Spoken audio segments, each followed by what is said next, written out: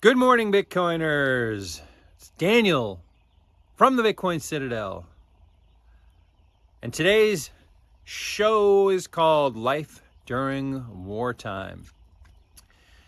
Because this ain't no party, this ain't no disco, this ain't no fooling around. I watched a great interview with Max Kaiser yesterday. I had forgotten how funny he is. He literally is the crown prince of Bitcoin. What does he call himself? The chief priest of Bitcoin? But I think he's more like the clown prince of Bitcoin. Very, very funny. One of the great shit posters, sorry, kid show, of all time. You know, definitely one of the people who memed the Bitcoin culture and Bitcoin into existence, right?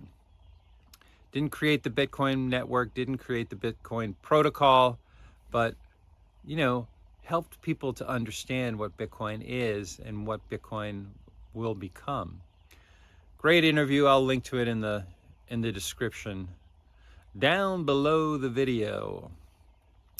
The reason I called this one Life During Wartime is because I love that Talking Head song, and I realized, just like Bob Shafto, when he was walking up that hill, and he realized that he was already involved in the battle to come, when all the other men in his platoon were thinking that it's almost gonna start. You know, World War III is already in full gear. Really, it's a psychological and economic war. And it started a while ago. I think when the history is written, probably 2020 is going to be the date that they choose. So we're 5 years in at least. Maybe the end of 2019, perhaps, could be considered the start date. Maybe people are going to look all the way back to World War I and say, hey, this has all been one big fiat extravaganza, you know, printing money, waging war, and making money off of that whole system. And this is the end of it. And we've reached the beginning of the end. 2019, 2020, I think probably was what it kicked back up into high gear. The combatants are the nation states and their own citizens, the people who live in those states. I'm in the United States. I think that, you know, if there's a boss in this game, you know, it's probably the United States government, home of the deep state.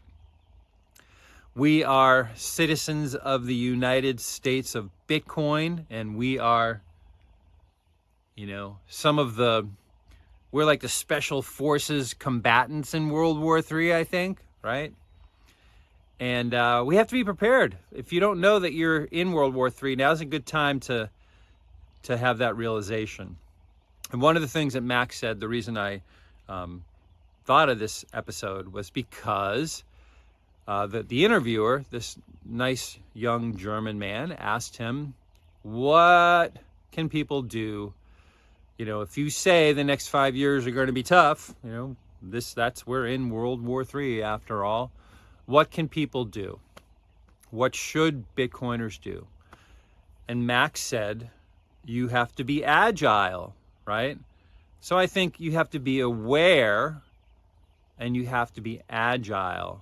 There will be signals, there will be signs, and you have to be prepared. I always think preparation is better than planning, so let's be prepared. What can you do? I'd be interested in your comments, you know, like, subscribe, comment, as always, but your comments on how to prepare. Max said you have to have a go bag near the door. And I thought that was very interesting, probably a little bit metaphorical, but I think that he's absolutely right, that that's the kind of mindset that you should have, you know, as a combatant, as a special forces member of the World War III team, right? The one that's fighting the nation states. We have the best weapon of all. We have Bitcoin that is going to destroy the nation state, as Max pointed out. Great interview. You got to watch it. I'll post it, like I said, in the show notes. But what do you have in that go bag? If it's not purely metaphorical, and I don't think it is, what do you have in the go bag? And I would say some things you should have in the go bag are passports. I think you should have a Plan B passport. I have one. I need one for my wife. I have one, and my son has one, but my wife doesn't have one yet. So we're gonna figure out what our Plan B passport is going to be. I'm leaning toward Panama now, but I don't know. I haven't done the research yet. Let me know what a good one is if you have information about that. So have a Plan B and a Plan C passport, right? Critically, how are you going to get your Bitcoin seed phrase across borders? Because remember, World War III, we're going to be the special forces guys. We're the ones they're going to look for, and they're going to know what a cold card Q looks like, or a passport, or whatever you're carrying, Foundation passport, Jade, Blockstream Jade, all the good signing devices are going to be like in World War II, where they had the little silhouettes of all the aircraft, right? They're going to know what these munitions grade signing devices look like.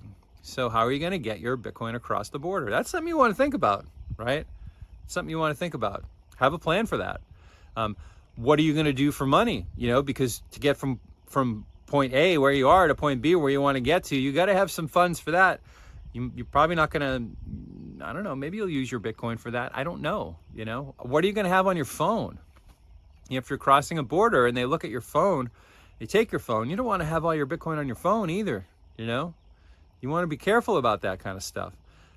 There's a video of a guy who breaks into devices. He broke into a Trezor. He broke into an old Android phone.